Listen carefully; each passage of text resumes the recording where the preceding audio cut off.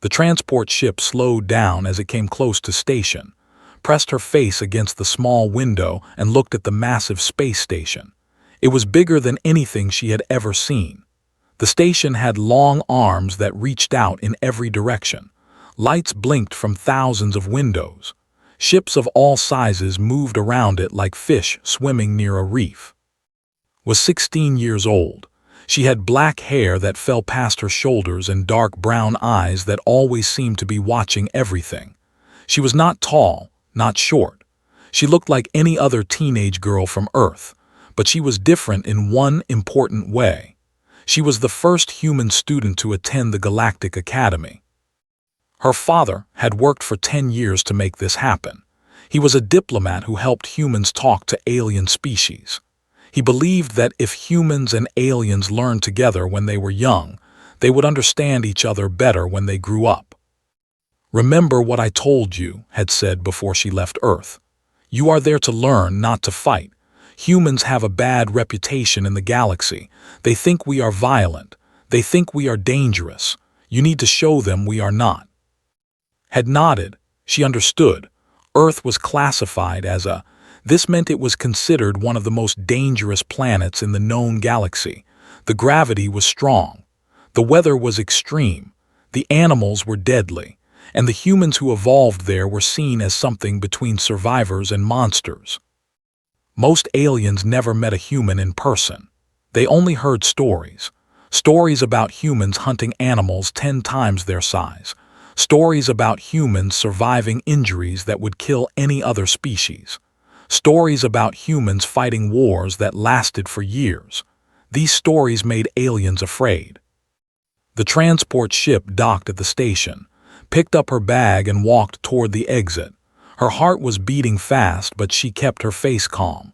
This was her chance to prove that humans could be peaceful. She would not waste it. The station was full of aliens. Had seen pictures and videos before, but seeing them in person was different.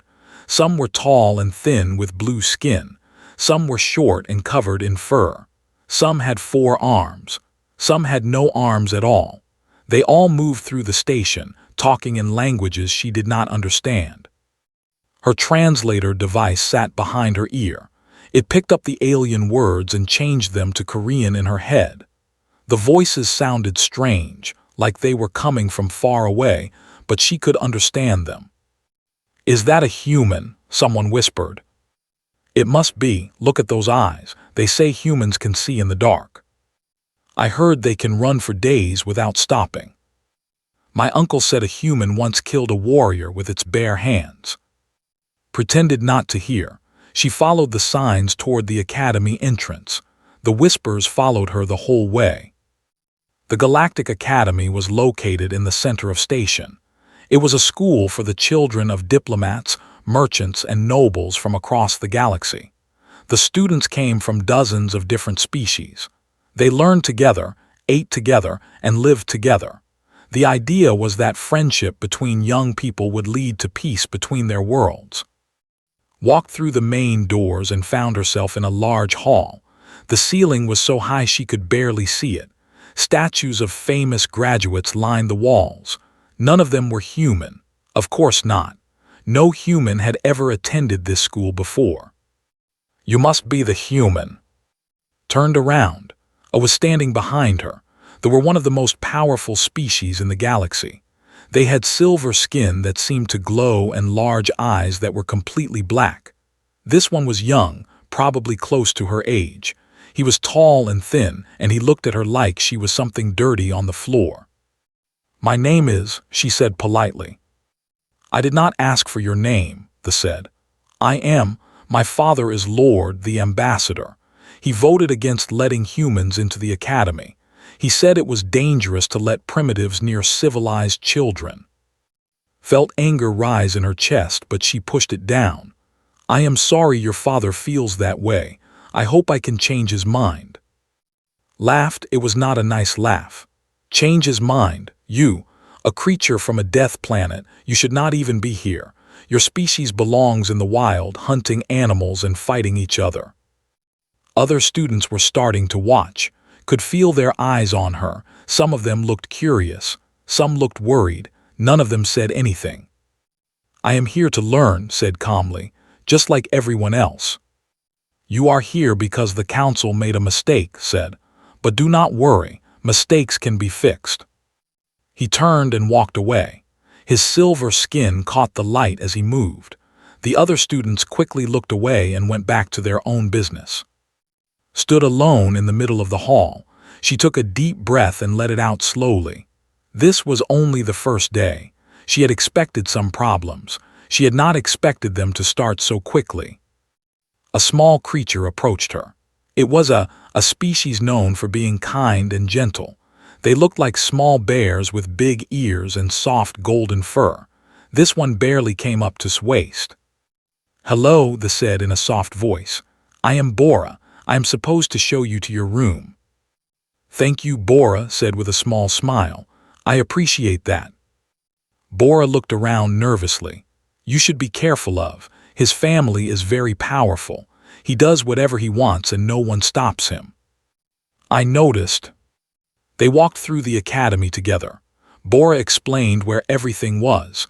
The classrooms were on the upper levels. The dining hall was in the center. The dormitories were in the east wing. Everything was clean and bright and beautiful. This room was small but comfortable. It had a bed, a desk, and a window that looked out at the stars. She put her bag on the bed and sat down. For a moment she just looked out the window and thought about home. Earth was so far away now. Her father was there waiting for news. Her friends were there living their normal lives. She was here, alone, surrounded by aliens who thought she was a monster. But she was not a monster. She was just a girl who wanted to learn. The next morning went to her first class. It was called Galactic History. The teacher was a species with 4 arms and a long neck. His name was Professor and he seemed nice enough. "Today we have a new student," Professor said. "From Earth, please welcome her." The class was silent. No one welcomed her. Found an empty seat in the back and sat down. She could feel everyone watching her. Was in this class too. He sat in the front with his friends, other nobles from rich families. He turned around and looked at with a cruel smile. "Professor," said, "should we not learn about Earth today? Since we have a real human here, I would love to know more about how her species became so violent." Some students laughed, others looked uncomfortable. Professor cleared his throat. "Earth is not on today's lesson plan, perhaps another time." "But I am curious," continued. "Is it true that humans eat the flesh of other animals, that they kill creatures just for sport, that they have weapons that can destroy entire cities?" Gripped the edge of her desk. Her knuckles turned white. She wanted to stand up and tell him that humans were more than their worst moments. She wanted to explain that Earth was dangerous, yes, but it was also beautiful. She wanted to say that humans had art and music and love, just like any other species. But she remembered her father's words. She was here to learn, not to fight. "Yes," said quietly, "all of those things are true." The class went silent, even looked surprised. He had expected her to argue. "But they are not the whole truth," added. "Humans are many things. We can be violent, yes, but we can also be kind. We can be cruel, but we can also love. We are not simple creatures. We are complicated, just like everyone else in this room." For a moment no one spoke, then laughed again. "How touching," he said. "The primitive tries to sound wise. Perhaps next she will tell us that her planet is not really dangerous, that the stories are all lies." "The stories are true," said. "Earth is dangerous, the gravity is strong, the weather is harsh, the animals are deadly, and humans survived all of it. We did not survive by being weak. But that does not mean we only know violence. It means we know how to adapt, how to overcome, how to keep going when everything is trying to kill us." The room was very quiet now. Even Professor seemed interested. Looked directly at. "I am not here to prove that humans are harmless. I am here to prove that we can choose to be peaceful, even when we do not have to be." His black eyes narrowed. He did not like being challenged. He did not like that this human girl was not afraid of him. "We will see," he said coldly. "We will see how long your peace lasts." He turned back around. Professor started the lesson, but knew that something had changed. She had made an enemy on her first day, and this enemy would not forget. After class, Bora found her in the hallway. "That was very brave," Bora said, "but also very dangerous. We'll not let this go." "I know," said. "Why did you challenge him? You could have stayed quiet." "Thought about this. Because staying quiet is not the same as being peaceful. Sometimes you have to speak the truth, even when it is hard, even when it is dangerous." Bora looked at her with wide eyes. "You really are strange, human, but I think I like you." Smiled. It was a small thing, but it was something. She had made one enemy and one friend on her first day. She did not know which one would matter more in the end. That night she looked out her window at the stars. Somewhere out there, Earth was spinning around its sun.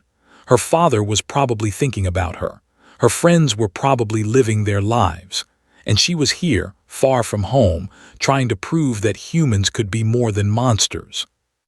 It would not be easy. She knew that now. But she had never expected it to be easy. She had only expected it to be worth it. She closed her eyes and made a silent promise. She would not fight. She would not give them a reason to fear her. She would show them that could choose peace. No matter what did. No matter how hard it became. She would not break. The first week at the Galactic Academy was hard for, not because the classes were difficult. She was a good student and she learned quickly. The work was challenging but manageable. No, the hard part was everything else. Was everywhere. He was in 3 of her 5 classes. He ate in the same dining hall. He walked through the same corridors. And everywhere he went, he found new ways to make her life miserable. It started small, a comment here and there. "Look, the primitive is eating with a utensil. How advanced." Or, "Be careful, everyone, she might attack if you make sudden movements." His friends would laugh. Other students would look away. No one ever told him to stop. Ignored him. She kept her head down and focused on her work. She told herself that words could not hurt her. She had survived worse things on Earth. A bully with silver skin was nothing compared to the challenges of a death planet. But was not satisfied with words alone. On the 8th day, walked into her science class and found her project destroyed. She had been working on it for days. It was a model of Earth's ecosystem, showing how different life forms depended on each other. She had spent hours making it perfect. Now it was in pieces on the floor. "Oh, how sad," said from his seat. He was not even trying to hide his smile. "It seems the primitive's little project had an accident." Looked at the broken pieces. She felt something hot rise in her chest. Her hands wanted to become fists. Her jaw wanted to clench. But she forced herself to stay calm. "Accidents happen," she said quietly. She knelt down and started picking up the pieces.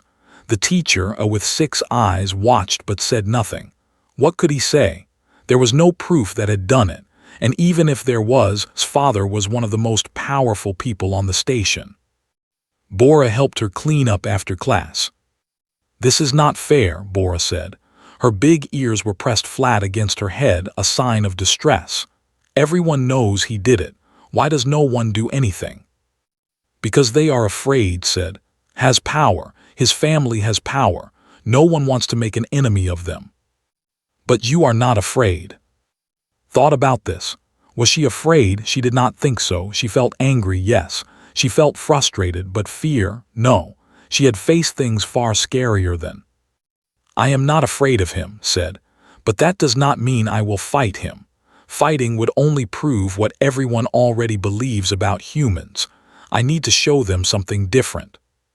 Bora shook her head. "You are too patient. One day your patience will run out." "Maybe," admitted, "but not today." The next week was worse. Spread rumors about her. He told everyone that humans were disease carriers, that they had parasites in their blood, that just being near one could make you sick. Students started avoiding. They would not sit next to her in class. They would not eat near her in the dining hall. They would cross to the other side of the corridor when they saw her coming. Only Bora stayed by her side. The little was braver than she looked. "You know none of it is true, right?" said one evening. They were sitting in his room doing homework together.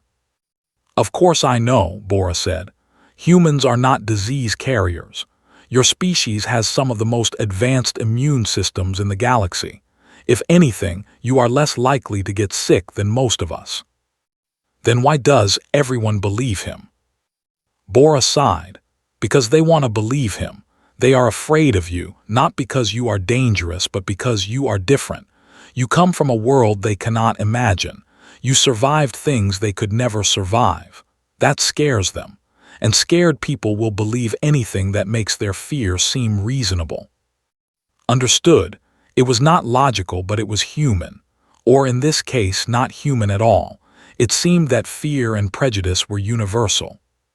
The rumors got worse. Told people that had been sent to the academy as a spy, that humans were planning to invade the station, that she was gathering information to report back to Earth. "This is ridiculous," said. "Why would Earth invade a space station? We do not even have a fleet big enough to reach this far into the galaxy." But ridiculous or not, people believed it. Or at least, they pretended to believe it. It was easier to go along with than to stand against him. One day found a message written on her door. It said, "Go back to your death planet." The letters were burned into the metal, probably with some kind of tool. She stared at the message for a long time. Then she cleaned it off as best she could and went to class. In class was waiting for her. "I heard someone left you a message," he said loudly. "The students of this academy are expressing their feelings. Perhaps you should listen to them." "Perhaps the students should express their feelings in person," said calmly, "instead of hiding in the dark like cowards." His black eyes flashed with anger. He was not used to being challenged. "You think you are brave, human. You think your words make you strong. On my world, someone who talked like you would be put in their place. On my world, someone who acted like you would be. Bullies are usually the weakest people in the room. They hurt others because they are afraid of being hurt themselves." The classroom went completely silent. No one had ever spoken to like that. Even the teacher looked shocked. Stood up from his seat. His silver skin seemed to darken with rage. "You will regret those words, primitive. I promise you that." He stormed out of the classroom. His friends followed him. The lesson continued but could feel the change in the air. She had crossed a line. There would be consequences. That night called her father. The connection was weak because of the distance, but she could see his face on the screen. "You look tired," said. "I am fine, father." "You are lying. Tell me what is happening." Hesitated. She did not want to worry him, but she also could not keep this inside anymore. She told him everything. The bullying, the rumors, the destroyed project, the message on her door. Listened without interrupting. When she finished, his face was serious. "Do you want to come home?" he asked. "No." "Are you sure? No one would blame you. What you are facing is not fair." "I know it is not fair, but if I leave now, I prove them right. I prove that humans cannot handle difficult situations without running away or fighting. I need to stay. I need to show them that we are better than they think." Was quiet for a moment. Then he smiled, but it was a sad smile. "You are so much like your mother," he said. "She never ran from anything either. She always said that the hardest battles are the ones worth fighting." Felt tears in her eyes, but she blinked them away. Her mother had died when she was young. She did not remember much about her, but she remembered her strength. "I will not give up, father, I promise." "I know you will not. Just remember one thing, being peaceful does not mean being a victim. There is a difference between choosing not to fight and allowing yourself to be destroyed. If things go too far, you must protect yourself. Do you understand?" "I understand." "Good, I love you, my daughter, stay strong." "I love you too, father." The screen went dark. sat alone in her room for a long time, thinking about his words. There is a difference between choosing not to fight and allowing yourself to be destroyed. She hoped she would never have to learn exactly where that line was. The next month was the hardest of her life. Attacks became more organized.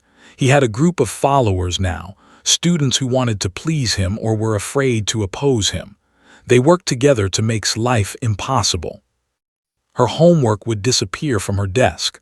Her food would be accidentally knocked off her tray. Her clothes would go missing from the laundry. Small things but constant, day after day after day. The teachers saw what was happening. Some of them even seemed sympathetic, but none of them did anything. His father was too powerful. No one wanted to risk their career by confronting his son. Only Bara stayed loyal. The little was only real friend on the station. "I do not understand how you stay so calm," Bora said one day. "If someone treated me like this, I would lose my mind." "I am not calm," admitted. "Inside I am angry, very angry, but I cannot let that anger control me. That is what wants. He wants me to snap. He wants me to prove that humans are violent monsters. I will not give him that satisfaction." "But how long can you keep this up?" Did not answer, she did not know.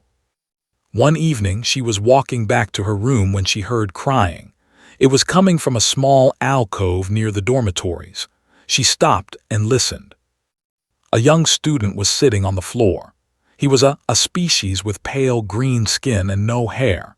He looked very young, maybe 12 or 13 in human years. Tears were running down his face. "Are you okay?" asked gently. The young alien looked up. His eyes went wide when he saw her. "Why, you are the human," he stammered. "Yes, my name is. What is wrong?" The boy wiped his eyes. "Nothing, I am fine." "You do not look fine."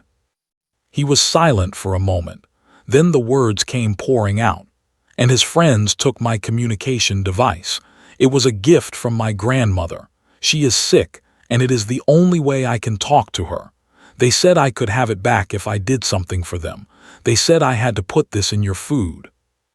He held out a small packet, took it and examined it. It was some kind of powder. She did not know what it was, but she could guess. "What is this?" "It is called powder. It makes humans sick, very sick, said it would teach you a lesson." Looked at the powder, then at the crying boy. He was just a child. Was using him as a tool, threatening him with the loss of his grandmother's gift. "What is your name?" she asked. "You do not have to do this. I will help you get your device back." "How is too powerful? No one can stop him." Thought for a moment, then she smiled. "Maybe no one can stop him, but that does not mean we have to play his games. Where is his room?" Told her, walked there without hesitation. Her heart was pounding, but her steps were steady. She knocked on the door. Opened it. When he saw her, his face twisted into a cruel smile. "Well, well, the primitive comes to visit. Are you here to beg?" "I am here to return this," held up the packet of powder, "and to tell you something." Smile faded slightly. "What is there to tell?" "You can do whatever you want to me. Break my things, spread your lies, turn people against me. I do not care. But if you ever use a child to do your dirty work again, if you ever threaten an innocent student again, you will learn something about humans that they do not teach in your books." Laughed, but it sounded forced. "Is that a threat, primitive?" "No, it is a promise. Give back his device, now." For a long moment they stared at each other, then reached behind him and threw a small object at her feet. It was the communication device. "Take it," he said. "But this is not over, human. You think you are strong, but you will break. Everyone breaks eventually." Picked up the device and walked away without another word. She found waiting in the corridor and gave it to him. The joy on his face was worth everything. "Thank you," he whispered. "Thank you so much." "You are welcome. And remember, you do not have to be afraid of people like. Bullies only have power when we give it to them." She walked back to her room alone. Her hands were shaking now that the confrontation was over. She had been more afraid than she had let herself show, but she had done the right thing. Bora was waiting for her. "I heard what happened," Bora said. "The whole station is talking about it. You stood up too." "I did not fight him, I just talked to him."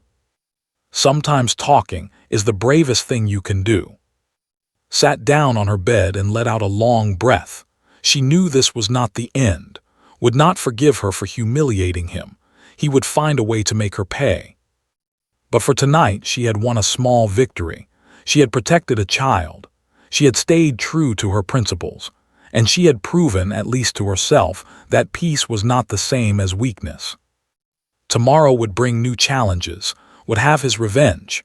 The bullying would continue. But for now she allowed herself to feel proud. She had not broken yet.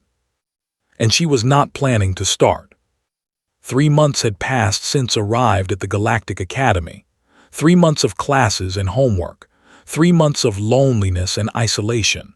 3 months of cruelty. The incident with had changed things, but not in a good way. Was furious that had humiliated him in front of the station. He could not let it go. His attacks became more vicious, more personal. He no longer relied on rumors and small tricks. Now he went after directly. He would trip her in the hallways. He would knock books out of her hands. He would stand too close to her, using his height to intimidate her. And always he would talk. "Do you miss your death planet, primitive? Do you miss hunting animals like a savage? Do you miss eating raw meat with your dirty hands?" Said nothing, she kept walking, she kept ignoring him. But inside, something was changing. The anger she had worked so hard to control was growing stronger. Every day it became harder to push it down. Every day the walls around it grew weaker. She did not sleep well anymore. She would lie awake at night, staring at the ceiling, thinking about all the things she wanted to say, all the things she wanted to do. Her body felt restless, like it was waiting for something. Her muscles would tense without reason. Her heart would beat fast for no cause. She recognized these signs. She had felt them before, back on Earth. It was her survival instinct waking up. Her body knew that danger was close, even if her mind refused to accept it. "You need to rest," Bora said one morning. "You look terrible." "Thank you for the kind words," replied with a tired smile. "I am serious. You are pushing yourself too hard. You cannot keep going like this." "I do not have a choice. If I show weakness, wins." Bora shook her head. "You humans are strange. You think that asking for help is weakness. You think that showing pain is defeat. But those things make you normal. They make you a person, not a machine." Wanted to explain. She wanted to tell Bora that humans were not taught to ignore their feelings. They were taught to survive. And sometimes survival meant hiding how you really felt until you could process it safely. But she did not have the energy, so she just nodded and said, "I will try to rest more." She did not rest more, she could not. The cultural festival was one of the biggest events at the Galactic Academy. Every student was expected to give a presentation about their home world. They would share their history, their customs, their traditions. It was meant to promote understanding between species. Had been preparing her presentation for weeks. She wanted to show the beautiful side of Earth, the art, the music, the diversity of human culture. She wanted to prove that humans were not just warriors and survivors. They were creators too. The day of the festival arrived. The Great Hall was decorated with banners from dozens of different worlds. Students and teachers gathered to watch the presentations. Even some parents attended through holographic connections. The presentation was scheduled for the afternoon. She was nervous but ready. She had practiced her speech many times. She knew exactly what she would say. The morning presentations went smoothly. Students showed off their worlds with pride. There were demonstrations of alien music, displays of traditional clothing, and samples of exotic food. The audience clapped and asked questions. Everyone was polite and interested. Then it was turn. She walked to the stage with her presentation materials. Her heart was beating fast, but she kept her face calm. She had faced worse than public speaking. "My presentation is about Earth," she began. "My home world is often called because of its dangerous conditions. But today I want to show you that Earth is more than just a planet of death. It is also a planet of life, a planet of beauty, a planet of wonder." She started her holographic display. Images of Earth appeared in the air: mountains and oceans, forests and deserts, cities and villages, animals and plants. "Earth has millions of different species," explained. "From the smallest insect to the largest whale, life has found a way to exist in every corner of our world. Humans did not conquer this diversity. We are part of it." She showed images of human art, paintings and sculptures, architecture and design. The audience seemed interested. Some were even taking notes. "Human culture is not just about survival," continued. "We create because we want to understand the universe. We create because we want to express what is inside us. We create because it makes us feel alive." She showed videos of music and dance. People from different countries, different backgrounds, all sharing their traditions. The audience watched quietly. "I know that humans have a reputation for violence," said. "And yes, we have done terrible things to each other. We have fought wars. We have caused suffering. I will not pretend otherwise." She paused and looked at the audience. "But we have also loved. We have built families and communities. We have helped strangers and protected the weak. We have sacrificed ourselves for people we never met. Humans are capable of great darkness, but we are also capable of great light." She was about to continue when she heard laughter from the audience. She looked and saw standing up from his seat. "This is very touching," said loudly, "but I think we should see the real Earth, not the pretty pictures this primitive wants to show us." He pulled out his own device and projected something into the air. It was a video of human violence. War, explosion, soldiers fighting, cities burning, bodies lying in the streets. The audience gasped, some looked away, others watched with horror. "This is Earth," said. "This is what humans really are: killers, destroyers. They murder their own kind by the millions. They invent new ways to cause pain. They destroy everything they touch." The video kept playing. More war, more death, more suffering. Stood frozen on the stage. She felt like the floor was falling away beneath her feet. Everything she had worked for, everything she had tried to prove, was being destroyed in front of her eyes. "Look at her," said, pointing at. "She wants you to think humans are peaceful, but you cannot change nature. A death planet makes death creatures. She is just like all the others, a monster pretending to be civilized." The audience was murmuring now. Some were nodding, others looked uncomfortable, but no one was defending, no one was telling to stop. "What is wrong, Primitive?" walked toward the stage. His black eyes were shining with satisfaction. No more pretty words, no more lies about human kindness. Finally found her voice. "Those videos are not lies, but they are not the whole truth either.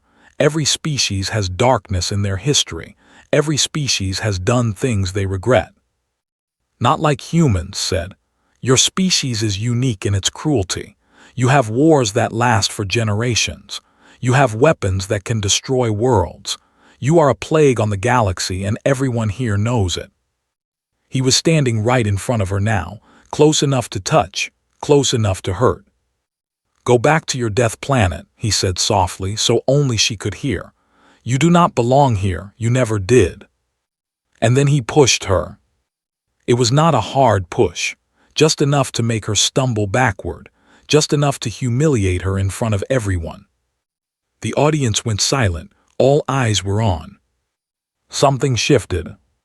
For 3 months had controlled herself. She had swallowed her anger and buried her instincts.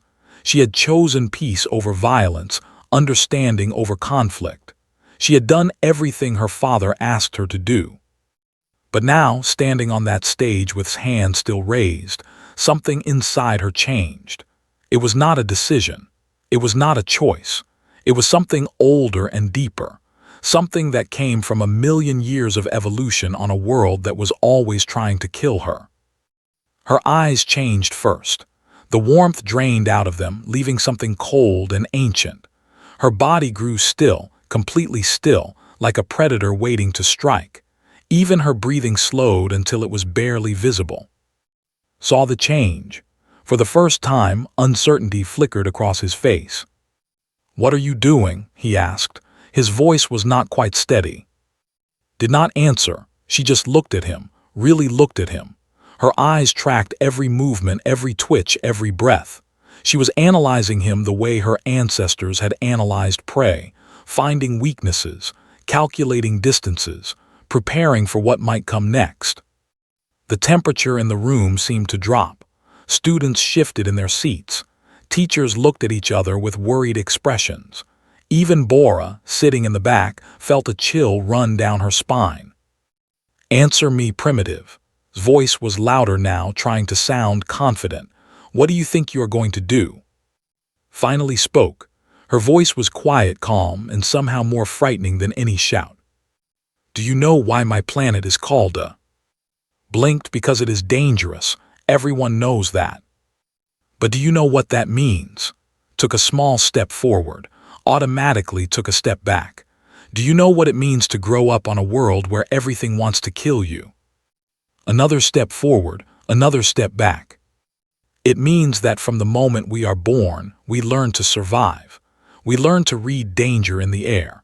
We learn to see threats before they see us. We learn that every moment could be our last, so we must always be ready." His back touched the wall. He had run out of room. "I have been patient with you. For 3 months I have let you insult me, hurt me, humiliate me. I did not fight back because I wanted to prove that humans could choose peace." She stopped right in front of him. They were close enough that he could see the darkness in her eyes. The ancient, primal darkness of a species forged in fire. "But do you know what is funny about? We are very good at peace. We have to be. If we fought every battle, we would be dead before we reached adulthood, so we learn patience. We learn control. We learn to wait." Her hand moved, fast, faster than his eyes could follow. She did not hit him. She did not need to. Her hand stopped just before his throat, her fingers positioned perfectly to crush his windpipe. Froze, his black eyes went wide. His silver skin turned pale. "But patience has limits," whispered, "and you have reached mine." The hall was completely silent. No one moved, no one breathed. Held her position for a long moment. Then slowly she lowered her hand. "I am not going to hurt you," she said. "Not because I cannot, but because I choose not to. That is the difference between us. You use your power to destroy. I use mine to protect." She turned her back on him and walked off the stage. The crowd parted to let her pass. No one tried to stop her. No one said a word. Bora followed her out of the hall. "Wait." Did not stop until she reached her room. She went inside and sat down on her bed. Her hands were shaking. Her whole body was shaking. Bora came in after her. The little looked scared, but also something else, amazed.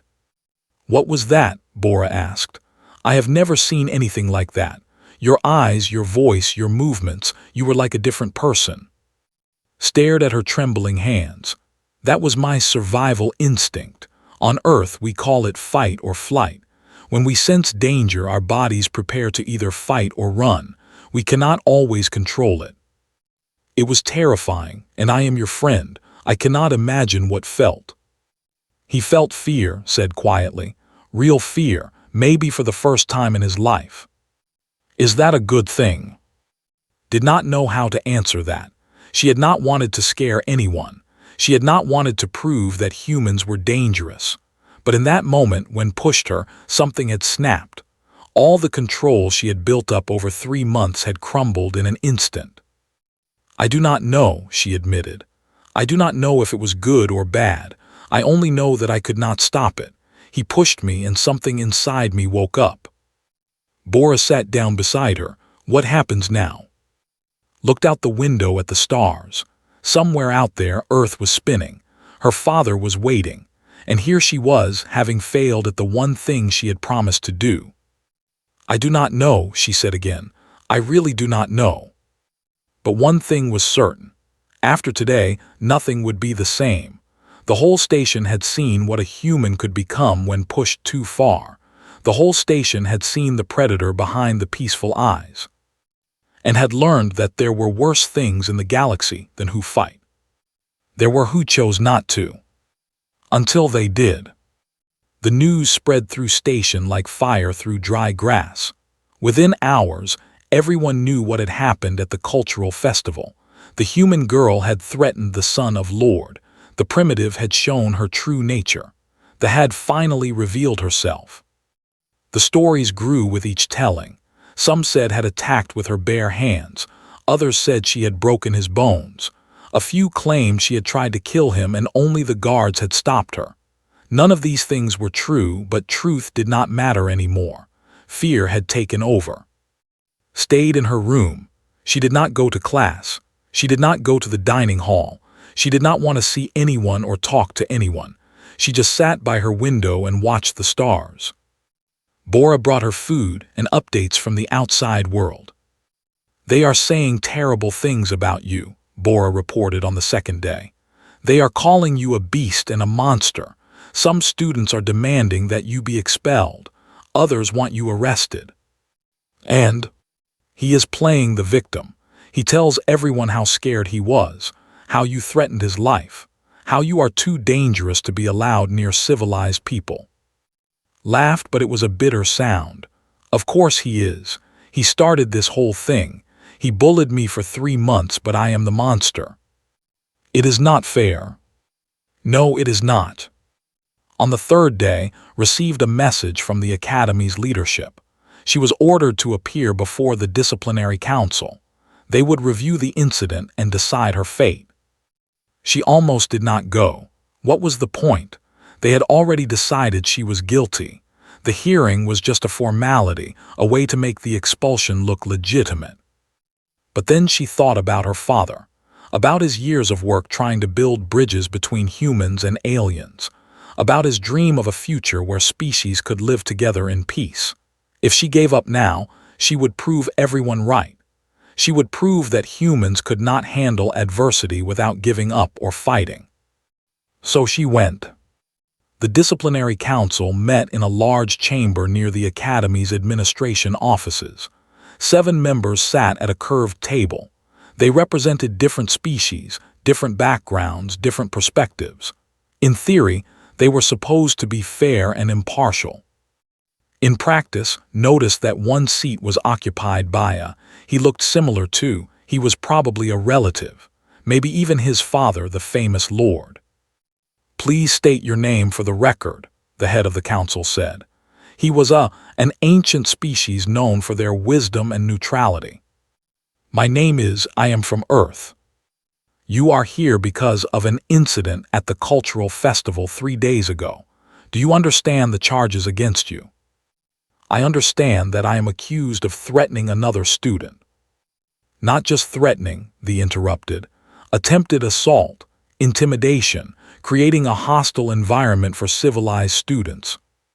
The head of the council raised a hand for silence. "Lord, you will have your chance to speak. Please let the student respond first." So it was Lord's father himself. Felt something cold settle in her stomach. She had no chance here. The jury had already made up its mind. "Please tell us what happened from your perspective," the head of the council said. Took a deep breath. "For 3 months has been bullying me. He has destroyed my property. He has spread lies about me. He has turned other students against me. He has insulted me and my species every single day. I have reported none of this because I did not want to cause trouble." "That is not relevant to the current charge," Lord said. "We are here to discuss your actions, not my son's." "With respect," said, keeping her voice steady, "it is very relevant. At the cultural festival, I was giving a presentation about Earth. I was showing the positive aspects of human culture, art, music, community." Interrupted my presentation. He played videos of human violence to humiliate me. Then he walked onto the stage and pushed me. Murmurs ran through the council. Some members looked surprised, others looked skeptical. "Do you have proof of this?" the head of the council asked. The entire hall saw it. "There must be recordings. Check the security footage." Lord's expression flickered. Just for a moment, uncertainty crossed his face. Then it was gone. "Even if my son did touch you," Lord said, "that does not justify your response. You threatened him with physical violence. You put your hand near his throat. You demonstrated that humans are exactly what we always feared: dangerous, unstable, unable to control themselves." Felt anger rising, but she forced it down. "I did not hurt him. I could have, but I chose not to. Is that not what control means?" "You think not hurting someone is admirable. That is the basic expectation of civilized behavior. The fact that you needed to exercise control proves that you are inherently violent. Every species has violent instincts. Humans are just more honest about ours. We know what we are capable of, so we work harder to control it. That is not weakness. That is strength." The debate went back and forth. Defended herself as best she could. Lord attacked her at every opportunity. The other council members asked questions, but their expressions were hard to read. Finally, the head of the council called for silence. "We have heard enough arguments. We will now review the evidence before making our decision. This session is adjourned until tomorrow." Walked out of the chamber with her head held high. She did not know what would happen next, but at least she had spoken her truth. At least she had not given up without a fight. That night, she received an unexpected visitor. There was a knock on her door. When she opened it, she found standing in the corridor. The young looked nervous but determined. "Can I come in?" he asked. Stepped aside, "Of course." Entered and stood in the middle of the room, fidgeting with his hands. "I heard about the hearing," he said. "I heard what Lord said. It is not fair. You saved me. You stood up to when no one else would, and now they want to expel you." "They have not decided yet." "They will. Everyone knows Lord always gets what he wants, but I want you to know that I am grateful. What you did for me meant everything." Smiled sadly. "Thank you, that means a lot." "There is something else." Reached into his pocket and pulled out a small data chip. "I have been collecting evidence, videos and recordings, proof of everything has done over the past year, not just to you but to other students too. He has hurt so many people, but everyone was too scared to say anything." Took the chip carefully. "Why are you showing me this?" "Because you are the first person who ever fought back. Maybe if the council sees what really is, they will change their minds." Looked at the chip in her hand. It was small, but it felt heavy, heavy with hope, heavy with possibility. "How did you get all this?" "I asked around, quietly, students who has bullied. They were scared to talk at first, but when they heard what you did, they started to open up. They gave me their recordings, their stories, everything." Felt tears in her eyes. She had thought she was alone. She had thought no one cared what happened to her. But this young boy had spent days gathering evidence to help her. "Thank you, I do not know what to say." "You do not have to say anything, just use it, show them the truth." After left, stayed up all night reviewing the evidence. The data chip contained dozens of files, videos of pushing students, audio recordings of his threats and insults, written testimonies from victims too scared to speak publicly. One video showed cornering a small girl and taking her lunch. Another showed him tripping a disabled student and laughing as the boy fell. A third showed him destroying someone's artwork and blaming it on another student. It was all there. Months of cruelty, months of abuse, months of suffering that everyone had pretended not to see. Felt sick, not because of the violence itself, but because of how long it had been allowed to continue. How many students had suffered while the adults looked the other way? How many victims had been told to stay quiet and not make trouble? She could not let this continue. Even if the council decided to expel her, she had to make sure they saw the truth first. The next morning, she returned to the council chamber with the data chip in her pocket. "Before you announce your decision," said, "I have new evidence to present." Lord's eyes narrowed. "The evidence phase has ended. You cannot introduce new materials now." "The council rules allow for new evidence if it is directly relevant to the case," the head of the council said. "What do you have?" Handed over the data chip. "This contains recordings and testimonies from dozens of students. They show a pattern of bullying and abuse by over the past year. What happened to me was not an isolated incident. It was part of something much bigger." The council members exchanged glances. Lord's face was turning dark with anger. "This is unacceptable," he said. "My son is the victim here. This human is trying to deflect attention from her own crimes." "We will review the evidence," the head of the council said firmly. "Please remain silent while we do so." They played the videos, one after another. The chamber grew quieter with each one. Council members who had seemed skeptical before now looked troubled. Even Lord stopped interrupting. When the last video ended, the head of the council spoke. "This evidence is disturbing. If it is accurate, then we have failed in our duty to protect our students." "Those recordings could be faked," Lord said, but his voice had lost its confidence. "We will verify them, but for now, I believe we need to reconsider this case." The charge against was that she threatened another student without provocation. This evidence suggests that there was significant provocation over an extended period. A council member spoke up. "I recognize some of the students in those videos. One of them is my niece. She told me about being bullied, but she would not say by whom. She was too afraid." "My nephew was afraid too," another council member added. "He said there was a student who made everyone's life miserable, but no one would do anything because his family was too powerful." Lord stood up from his seat. "This is a conspiracy. The human has manipulated these children to turn against my son." "With respect, Lord," the head of the council said, "the evidence speaks for itself.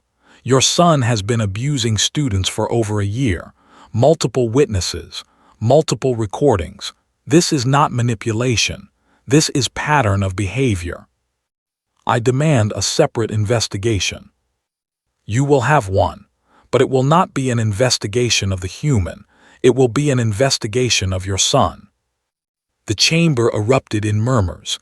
Council members were talking among themselves. Lord looked around the room, searching for allies, but found none. The tide had turned. Stood in the middle of it all, feeling dizzy. She had expected to be expelled. She had expected to go home in shame. Instead, the truth was finally coming out. The head of the council called for order. "Based on the evidence presented, this council finds that acted in response to sustained provocation and abuse. While her actions at the cultural festival were extreme, they were not without cause. The charges against her are dismissed." Relief washed over like a wave. Her knees felt weak. She had to grip the table to stay standing. "Furthermore," the head of the council continued, "we will launch a full investigation into the behavior of and his associates. All students who have been affected are encouraged to come forward with their testimonies.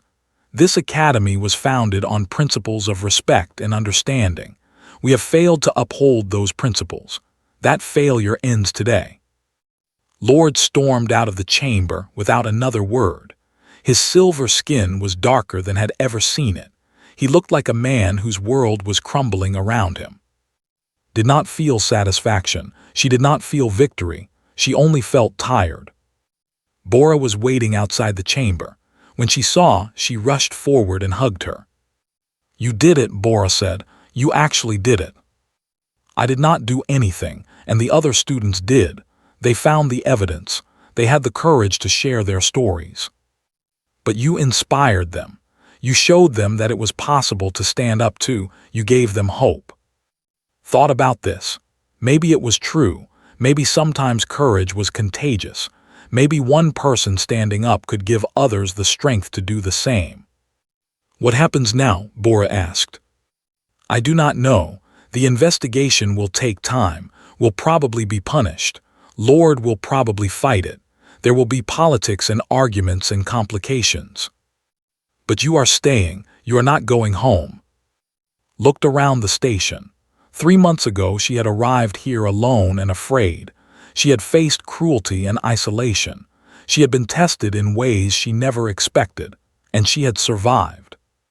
Not by fighting, not by giving in, but by staying true to who she was. "Yes," she said, "I am staying, this is my home now." Bora smiled. It was the biggest smile had ever seen on the little's face.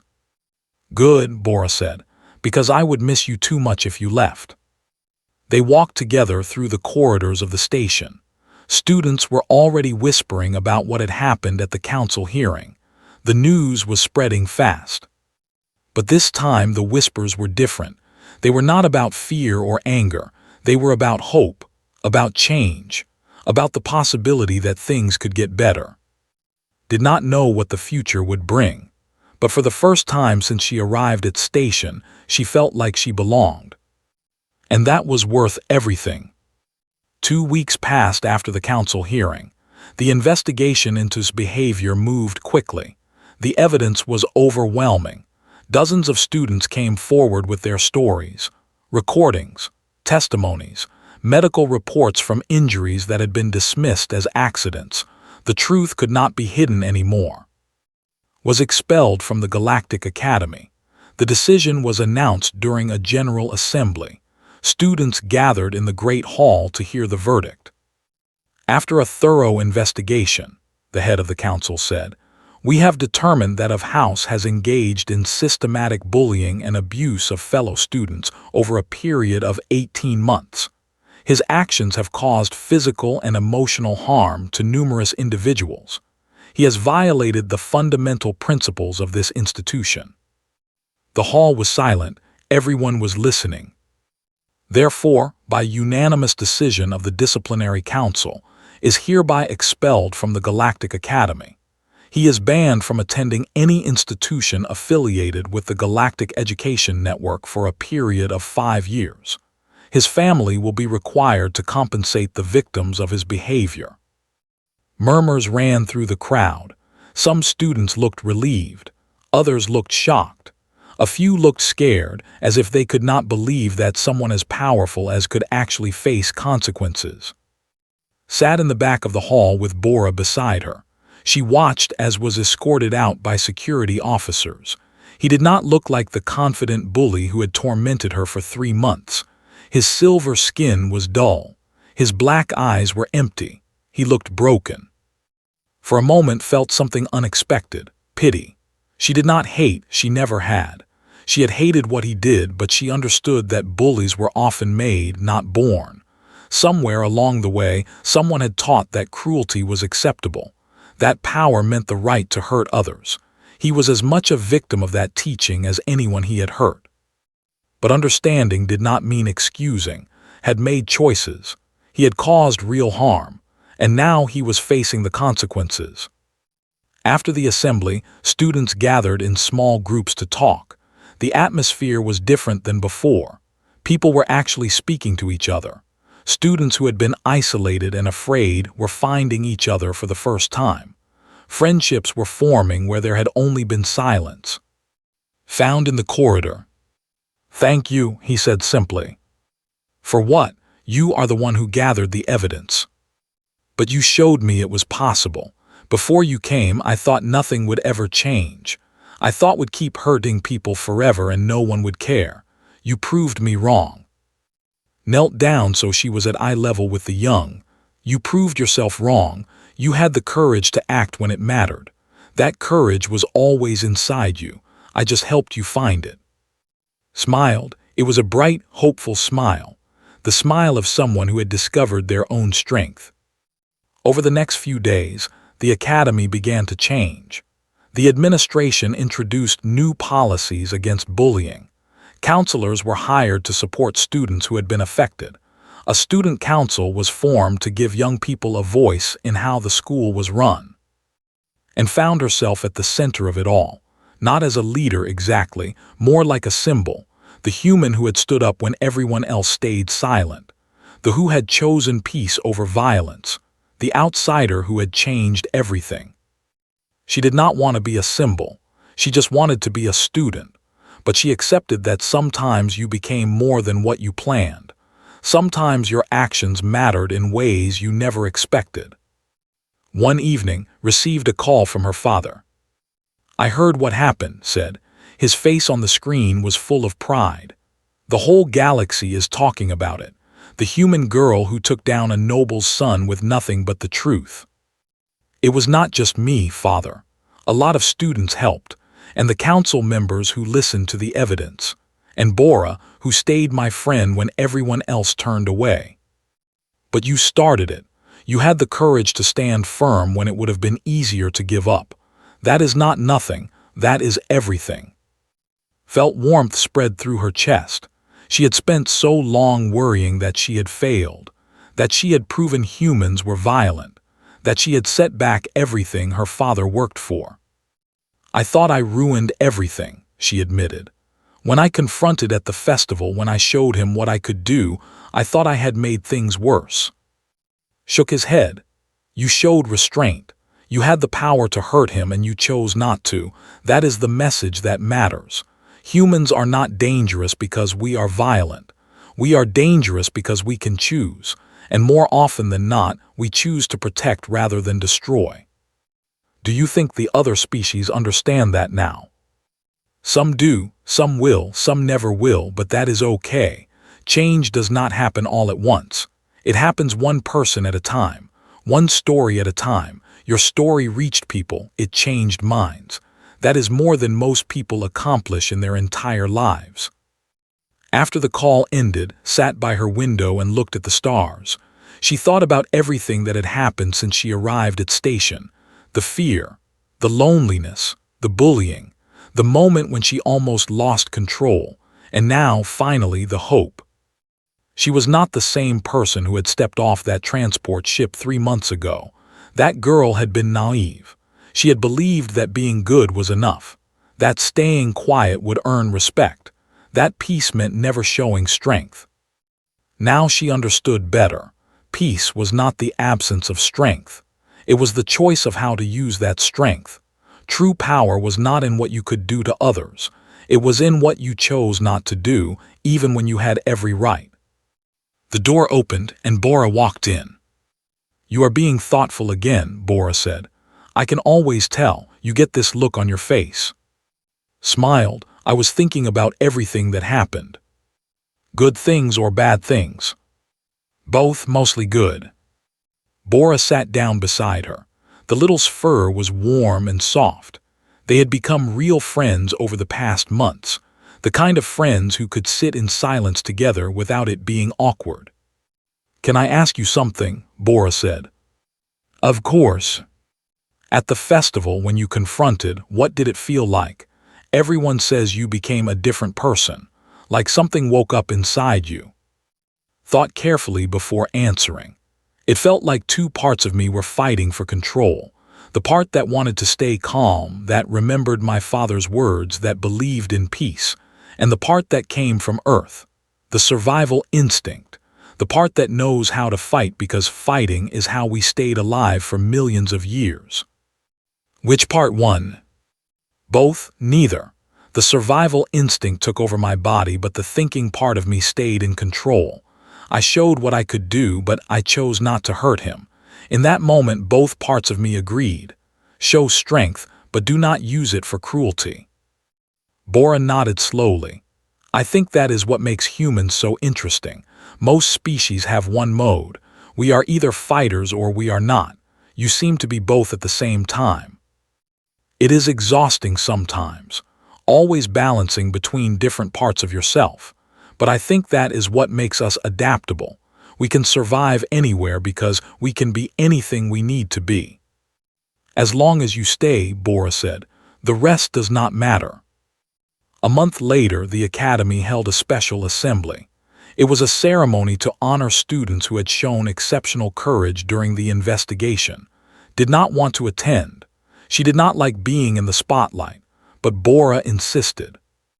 "You cannot hide from this," Bora said. "People want to thank you, let them." So went. The great hall was full again, but the atmosphere was completely different from the cultural festival.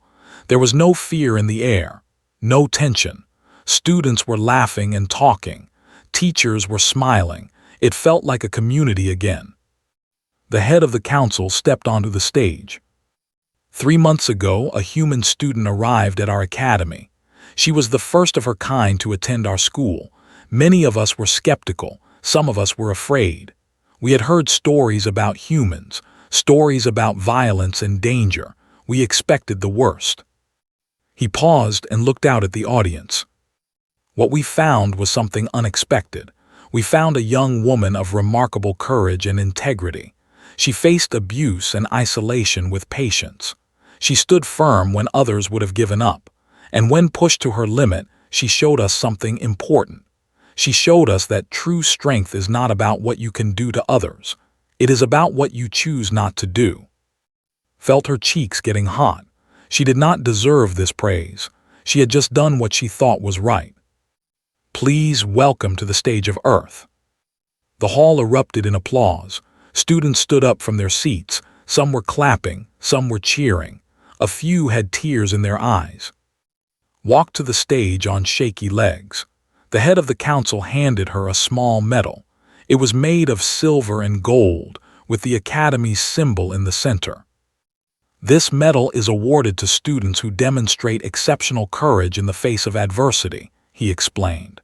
"You have more than earned it." Held the medal in her hands. It felt heavier than it should. "I have to say something," she said quietly. "Of course."